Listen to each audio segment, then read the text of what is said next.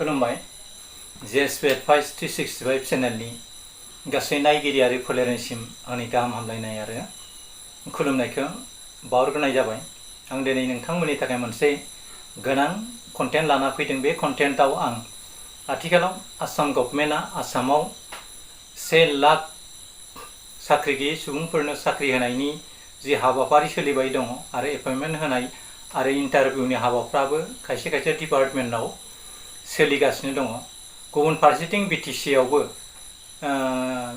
2003 मायथाइनि BTC accord बादियैब्ला BTC आ गाव हारसिंनो थामथि आरो ब्रैथि थाखोनि साख्रि आवलाफोरखौ थिसननो हानाय गोहो दंखायोमोन।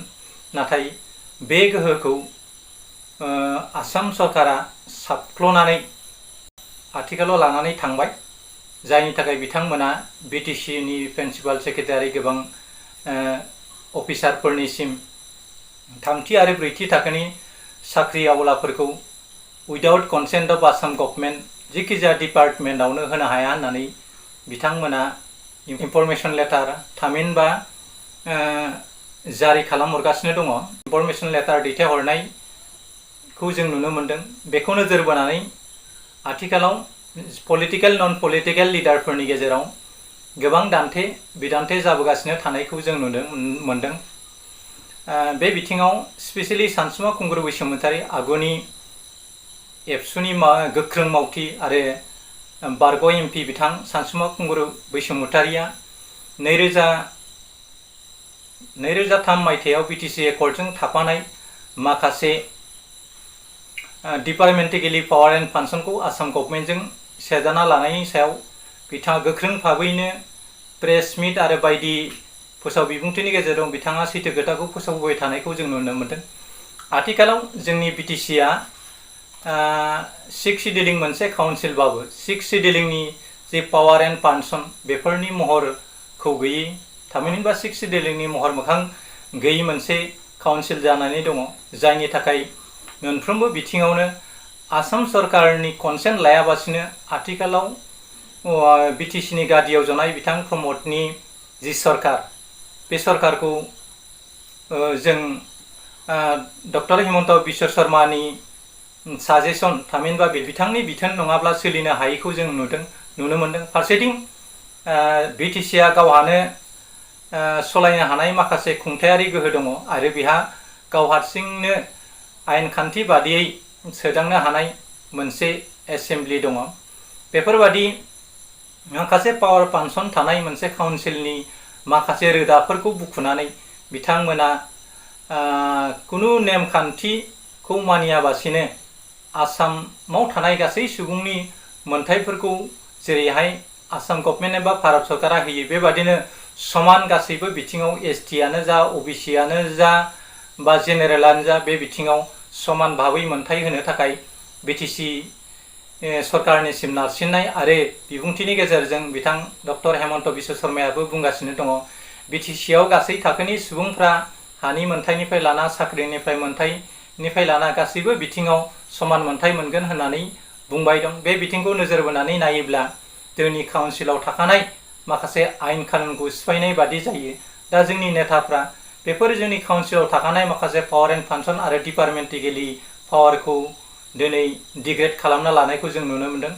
बेयो मानि थाखाय जादों आरो जोंनि गेजेराव मा मोनसे राजनिति हाबदों, गावनि मोनखानाय पावार एन्ड फांसनखौ मोनखानाय पावार एन्ड फांसननि सायाव आसाम गभर्नमेन्टखौ बा बबेबा डिपार्टमेन्टलि अफिसारफोरखौ जेबो खालामनो हायिया जोंनि थाखाय खोब लाजिथावना खोथा।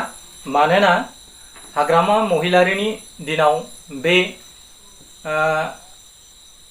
काउन्सिला थामथि आरो ब्रैथि थाखोनि साख्रि थिसननाय हाबाफारि लाबोबाय थादोंमोन। बिथांमोना 100आव 70% जोंनि ट्राइबेल कमिउनिटिनि मानसिखौ साख्रि होनायखौ जों नुदोंमोन। दा ट्राइबेलनि खथा बादियै बावहाय 10%ल' साख्रि थामहिनबा जोंनि ST फ्रा साख्रि मोनगोन। बेखौ नोजोर बोनानै नायोब्ला जोंनि काउन्सिलादि मोनखानाय थामथि ब्रैथि थाखोनि जे साख्रि थिसननायनि गोहो, बे गोहोखौ खोमाना लाबाय बेखौ जों नुनो मोन्दों। बे बिथिङाव ससियेल मिडियायाव बिथां खाम्फा बरगयारि BTC नि डिपुटि चिफ, सासे गोख्रों दैदेनगिरि, मोनसे समनि BTC नि डिपुटि चिफमोन बिथाङा, आरो फारसेथिं आथिखालनि हाग्रा बिफाननि EM बिथां रनजित बसुमतारिया बुंदों BTCनि थामथि ब्रैथि थाखोनि साख्रिआवलाखौ BTCनि नेमखान्थि बादिसो थिसननाय जागोन। बे खोथाखौ बिथांमोना बुंबोबाय थादों। नाथाय बेफोर खोथाफोरखौ जों नोजोर बोनानै नायोब्ला बिरोधी हान्जानि हेंथा दोलोनि बुंनाय खोथाया सैथो।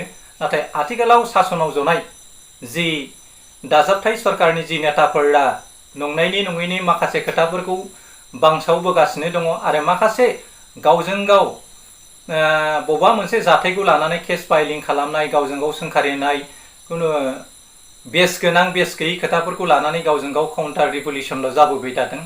दा आथिखालाव सिगाङावबो DCनि जोहै माखासे पावार एन्ड फांसनखौ बा 16 डिपार्टमेन्टखौ सेनानै लांजानाय खोथाखौ लानानै गोबां दावराव दावसि जालांबाय। आथिखालावबो बे सेन्ट्रेल सिलेक्सन बर्ड BTCआ होनो हानाय थामथि ब्रैथि थाखोनि जे साख्रिया आवलाफोरनि थिसननाय बे हाबाफारिफ्राव BTC सरकारा थामथि आरो ब्रैथि थाखोनि साख्रिआवलाखौ आसाम सरकारनाव सोङाबासिनो सासेबो सुबुंखौ एपइन्टमेन्ट होनो हानाय नङा जिखिजाया डिपार्टमेन्टआवनो होननानै बिथोन जारि खालामनाय खोथाया आथिखालाव नं एग्रिकालचार / East / 5123 / 2023/23/21 dated 13/9/2022 वाव मोनसे मास्टार रलनि जि साख्रि बाख्रि कन्ट्रेक्चुएल मावनाय थामथि ब्रैथि थाखोनि साख्रिआवलाफोरखौ आसाम सरकारा थिसननाय हाबाफारिखौ लाबाय दङ।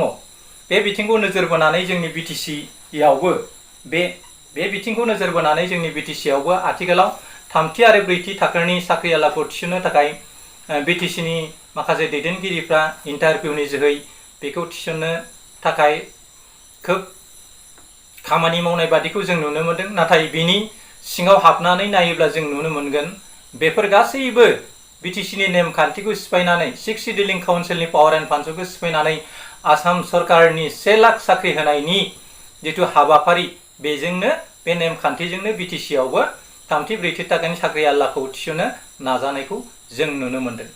बे बिथिंखौ नोजोर बोनानै नायोब्ला BJP गभर्नमेन्टआ 2025आव BTCआव BJPनि सरकार लाबोनो थाखाय बे जोंनि काउन्सिलाव थाखानाय थामथि ब्रैथि थाखोनि साख्रि होनायनि जि हाबाफारि बेफोराव आखाइ होनानै खामानि मावनो नाजानायनिफ्राय जों नुनो मोनो आथिखालनि सरकाराव थानाय जोंनि दैदेनगिरिफोरखौ नापात्ता खालामनानै गावजों गाव दावराव दावसि खालामनानै गादिनिफ्राय जानगार होनानै BTCआ फैगौ 2025आव BTCआव सासन खालामनायनि बेबो मोनसे इंगित। दा बेफोरखौ जों नोजोर बोनानै जुदि खामानि मावाब्ला जोंनि गेजेराव गोबां सौदावनाय सफैगोन। मानोना आसाम सरकारा जोंनि 6 शेड्यूलिंग काउन्सिलाव थानाय पावार एन्ड फांसनाव आखाइ होनो हाया नेमखान्थि बादिब्ला बियो मोनसे मिनि स्टेट जायो। बेहा गावहानो मोनसे आलादा पावार एन्ड फांसन थायो। नाथाय खायसे बिथिङाव आसाम गभर्नमेन्टनि बिथोनखौ नांनाय समाव लानो गोनांबो जायो। नाथाय BTCआव थाखानाय जोंनि माखासे डिपार्टमेन्टेलि खामानिफोराव गाव गाव डिपार्टमेन्टनि EM अफिसार आरो चिफफ्रानो बेफोरनि थाखाय गोरा गाहाय होननानै जों मिथिगौ। दा बे बिथिंखौ नायोब्ला जोंनि BTC सरकारखौ आथिखालनि आसामाव थानाय आसाम गभर्नमेन्टनि सरकारा मुसुखा फुथुलाफोर बादि गेलेहोनायखौ जों नुनो मोनदों। दा बे बिथिङाव जोंनि बर' दैदेनगिरिफ्रा खौसे जानानै जुदि खामानि मावाब्ला जों खोब खहा जागोन। दा बेफोर हानि मोनथायनिफ्राय लानानै साख्रिनि मोनथायफोरनिफ्राय लानानै आरो ट्राइबेल बेल्ट एन्ड ब्लकनि माखासे हानि पाट्टा मोननाय आरो पाट्टा होजायै माखासे खोथाफोरखौ लानानै सेम टु सेम जोंनि ट्राइबेल बेल्ट एन्ड ब्लकफोरनि हाफोरखौ गोसोबादि बायलाय फानलाय खालामनायाव गासैबो माहारिनि मानसिफ्रानो समान मोनथाय मोननांगौ होननानै स्पेशेलि जोंनि आसामनि CM बिथाङा बुंबाय थानायखौ जों नुनो मोनदों। बे बिथिंखौ नोजोर होनानै नायोब्ला जोंनि काउन्सिलनि जिथु 6 शेड्यूलिंग काउन्सिलनि जिथु स्ट्राक्चार बेखौ महर गैयै खालामनो नाजानायखौ जों नुनो मोनदों। आरो मोनसे बुब्लियाव जोंनि काउन्सिला मोनसे जेनेरेल गासै थाखोनि सुबुंफ्रा समान मोनथाय मोनहैनाय बादि मोनसे समाव सहैगोन बा सहैनो हागौ बेखौ जों सांग्रां जायाबा बर'फ्रा खोब गिनो लागा दङ। दा बे बिथिङाव आङो आमारकमाव होनाय मोनसे पेजनि जोहै बेखौ आं नोंथांमोननो क्लियारिफिकेसन होनाय जादों। मानोना स्पेसियेलि भारत संबिधाननि 6थि शेड्युलनि आन्डाराव दाजानाय जोंनि बिटिसि काउन्सिला, बे बिटिसि काउन्सिला गावहानो मोनसे स्पेसियेल पावार एन्ड फांसन थायो आरो बेबायदिनो 6थि फारिलाइयाव गोलैनाय 6 शेड्यूलिं काउन्सिलाव 3थि आरो 4थि थाखोनि साख्रियालाफोरखौ गाव हारसिंनो आसाम गभर्नमेन्टनि बिथोन लायाबासिनो साख्रि होनो हानाय बेहा मोन्थाय दं। दा बे मोन्थायनि बिथिङाव बिटिसिनि जि राजखान्थियारि दोहौखौ सोलायहोनो थाखाय आरो इउपिपिएल हान्जाखौ रायजोफोरजों गाज्रि मोनजा होनो थाखाय आसाम गभर्नमेन्टआ बेफोर हाबाफारिखौ लानाय बादिखौ जों नुनो मोनदों। बे बिथिङाव जोंनि आसामाव आरो काउन्सिलाव जोङो दा बिजेपिजों जथाय जानानै सरकार सालायनाय मोनसे काउन्सिल, दा बेखौ नोजोर बोनानै नायोब्ला मोनसे समाव जोंनि काउन्सिलाव थामहिनबा बिटिसिआव बिजेपिआ 2025आव सरकार दानो थाखाय जाबादि हाबाफारि मावबाय दं बेखौ मोगथां महर होनो थाखाय बिथांमोना गोख्रों भाबैनो खामानि मावबोबाय थानायखौ जों नुनो मोनदों। बे बिथिङाव जोंनि दैदेनगिरिफ्रा सांग्रां जानानै जोंनि माखासे मोन्थायफोरखौ मोगथाङाव जाफुंहोनो नाजायाब्ला जानो हागौ जोंनि माखासे मोन्थायफोरखौ गुबुन हारिनि मानसिफ्रा सेनानै जागोन आरो जोंनि बिदा फंबायफ्रा मोननो गोनां 3थि आरो 4थि थाखोनि साख्रि आवलाफोरखौ आसाम सरकारा जाबादि आथिखालाव 10% ट्राइबेलनि रिजार्भेसन खालामना होदों, बेबादिनो बिटिसिआवबो बेखौ खालामनो नाजानायखौ जों नुनो मोनदों आरो बेखौ खालामनो थाखाय आथिखालाव बिथोन जारि हरनायखौ जों नुनो मोनबाय। बे बिथिंखौ नोजोर होनानै नायोब्ला बिटिसिखौ जोंनि बिदा फंबायनि थै आरो गोलोमदै गारनानैसो जों मोननाय बे काउन्सिल, बावहाय गुबुन कमिउनिटिनि मानसिफ्रा बर'फोरजों थामहिनबा ट्राइबेलफोरजों समान मोन्थाय मोननांगौनि खोथा गैया। मानोना जोंनि सुबुंफ्रासो बेखौ थै आरो गोलोमदै गारनानै जोंनि मानसिफ्रा बेसेबांबा सेक्रिफाइसनि गेजेरजों बिसि, बिटिसि आरो बिटिआर खौ जों मोननो हादों। बे जों लाबोनाय जोंनि बिदा फंबायनि थै आरो गोलोमदैजों मोननाय जोंनि काउन्सिलखौ जोङो गुबुन माहारिनो फाननो हाया। बेखौ जों साफ्रोमबो बर' रायजोफ्रा गोथौयै साननायनि गोनांथि दं। नङाब्ला जोंनि काउन्सिला मोनसे समाव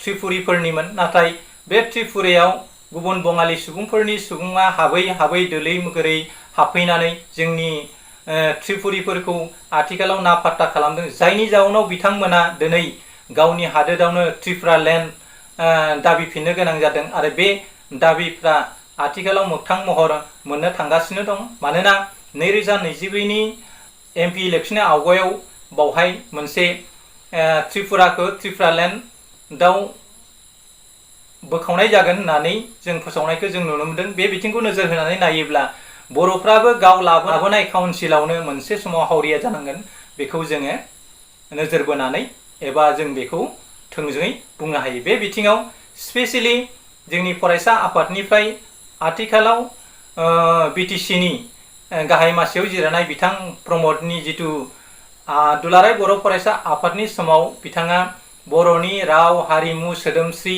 आरो बर'नि नासयनाय, गादबनाय, सोबख'नाय गासैबो नोजोर बोनानै बिथाङा बुंबोदोंमोन आरो गासै जौ फाननानै जाग्रा मानसिनि थाखाय मोजां बेफार बानिज्य खालामना होनाय, फिसा बिला दखान खुलिना होनाय, गैजारिङिफोरनि थाखाय बा खामला मावनानै जाग्राफोरनि थाखाय बेफोर फिसा बिला मदद होनानै जोंनि समाजाव मोनसे गोख्रों समाज दानो थाखाय खोथा बुंबोबाय थानायखौ जों नुनो मोनदोंमोन। नाथाय आथिखालाव फिसा मैगं फाननानै जाग्रा, जौ फाननानै जाग्रा, थेला रिक्सा सालायना जाग्रा गोरिब सुबुंफोरखौ जोंनि बिटिसि सरकारा इलेक्सनाव जाबादि फोसावदोंमोन बेफोरबायदि नायनांगौमोन, बेखौ नायनायखौ जों नुनो मोनाखै। स्पेसियेलि सानैसो मानसिनो बाइक राननानै होनाय आरो क'क्राझार कारिगावनि खमला बेफारिफोरनो बिथां प्रमद बर'आ सिगां जासान्दि 2-3सो साथा राननानै होनायखौ जोङो ससियेल मिडियानि गेजेराव जों नुनो मोनदों। दा बेफोरखौ नोजोर बोनानै गोबां दाब दाब जायगायाव गोबां गोरिब थाखोनि मानसि दं बेफोरखौ नोजोर बोनानै जुदि जों खामानि मावलाङाब्ला जोंनि BTC नि जि आथिखालनि जिथु सासन खान्थि बियो फैगौ बुब्लियाव बे BTC नि गादिखौ बिथां प्रमद बर'नि हानजाया सासन खुंनो हागोन बेखौ जों नुहुराखै। मानोना बिथांमोना रायजोनो होनाय गोबां मोनथायफोरखौ जाबादि समाव होनांगौमोन आरो BTC आव जाबादि जौगानांगौमोन आथिखालाव आरो बिटिआरजों फैफानाय माखासे दफाफोरखौ फसंथानफोरखौ जाबादि समाव गायसननांगौमोन बेफोरबायदि गायसननायखौ जों नुनो मोनाखै। बिथांमोना आथिखालाव माखासे ससियेल मिडियायाव बिथां प्रमद बर'आ बुंबाय थादोंमोन जों आसामजों सालायजायाखै आसामखौसो जों बाहायदों होननानै बुंदों। नाथाय स्पेसियेलि दा आसाम सरकारा BTC खौ गोसोबादि रुमालबादि बाहायनानै खामानि मावनायखौ जों नुनो मोनदों आरो जाय खोथाफोरखौ जोंनि BTC नि चिफ बिथां प्रमद बर'आ फोसावनांगौमोन बे खोथाफोरखौनो बिथां डक्टर हेमन्त बिश्व शर्माया फैनानै गावनो स्पेसियेलि BTC नि चिफआ जाबादि पेकेजखौ जाबादि खोथाफोरखौ जाबादि ओनसोलनि जौगानाय बा बिफानारिफोरनि माखासे स्किमफोरनि खोथाफोरखौ बिथाङा फोसावनांगौमोन बे खोथाखौ थोंजोङै बिथांखौ फोसावहोआबासिनो थोंजोङै गावनो फैनानै माखासे स्किमफोरखौ रानफैनाय माखासे पेकेजफोरखौ डिक्लारेसन होनाय बेफोर खोथाखौ जों नुनो मोनबाय दङ।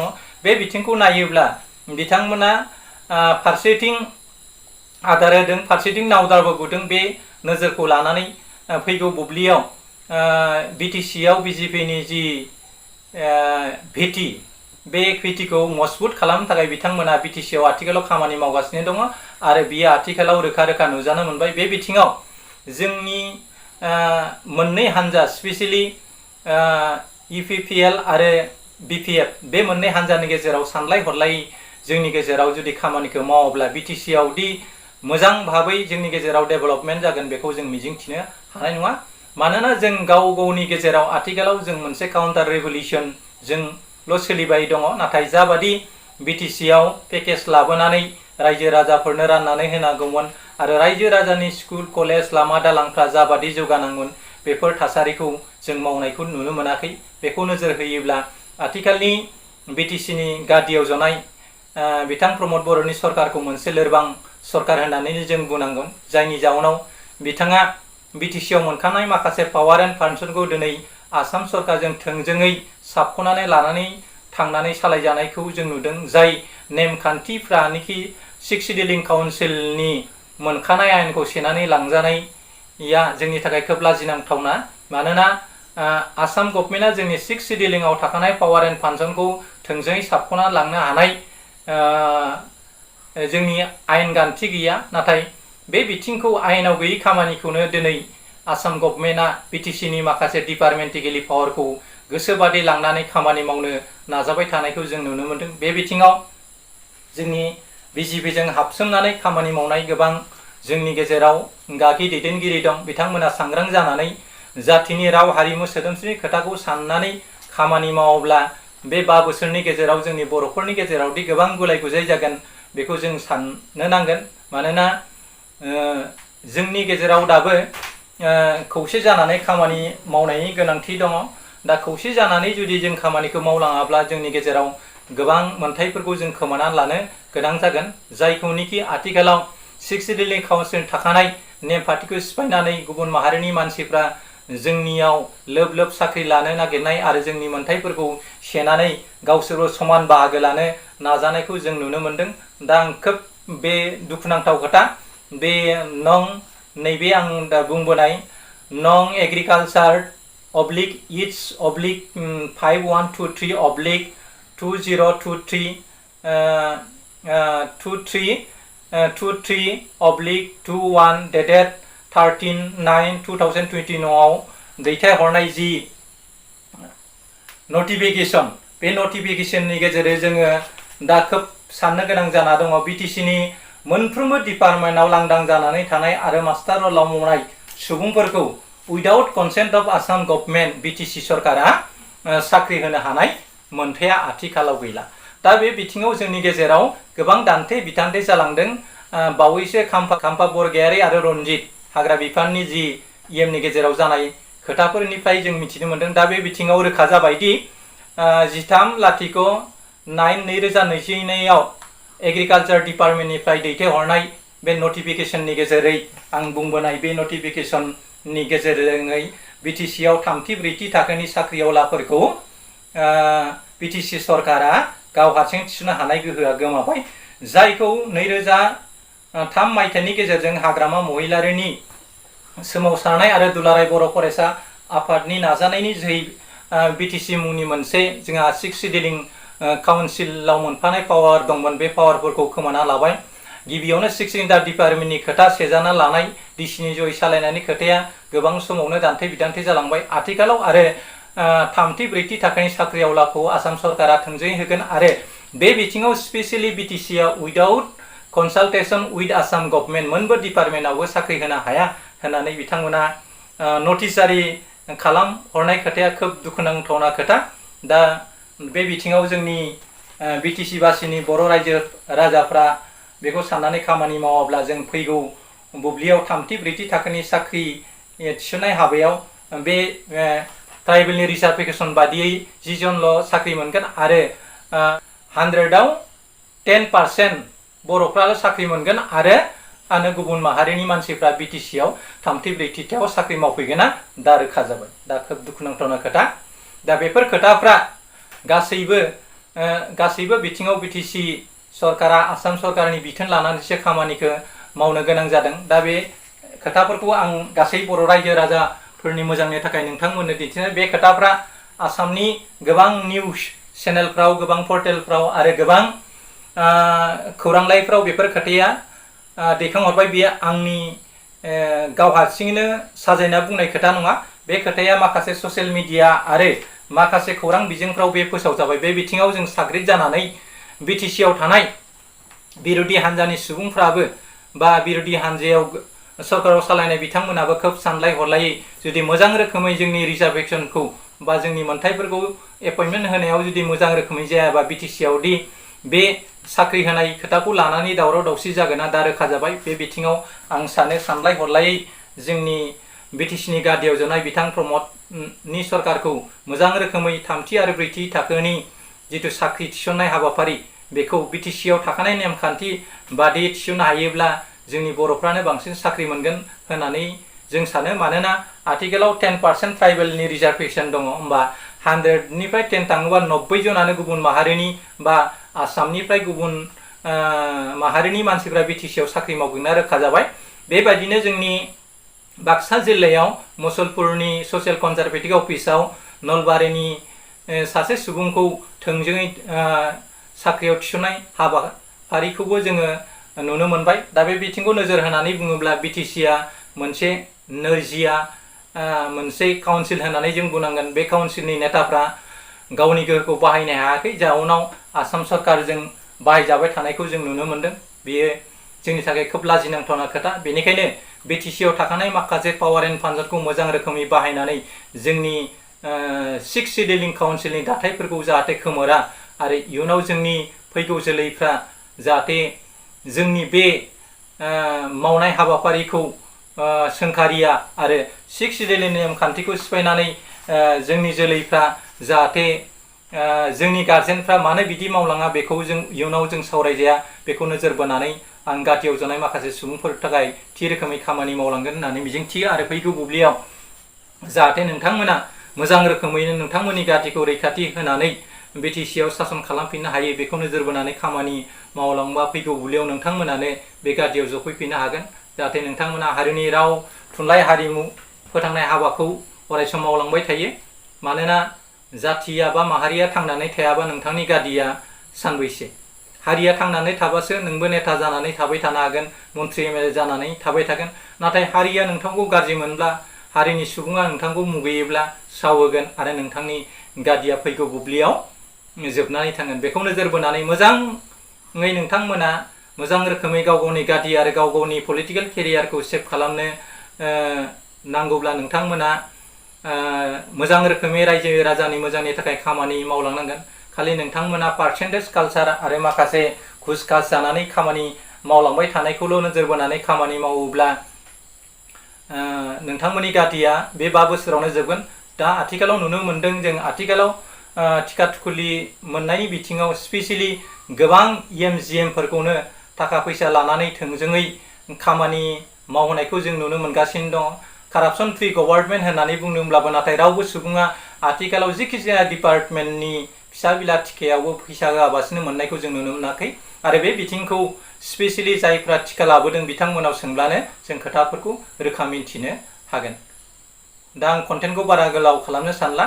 जोबथा बुब्लियाव जायफ्रा आंनि चेनेलखौ नायगासिनो दङ बिथांमोननिसिम आंनि अननाय सिबिनायखौ दैथायहरबाय। लोगोसेयावनो जायफ्रा गोदान आंनि चेनेलखौ साबस्क्राइब खालामाखै बिथांमोनखौ आंनि चेनेलखौ साबस्क्राइब खालामनो थाखाय खावलायना थाबाय। एसेनोसै, गोजोन्थों, खुलुमबाय, जै बर' हारि।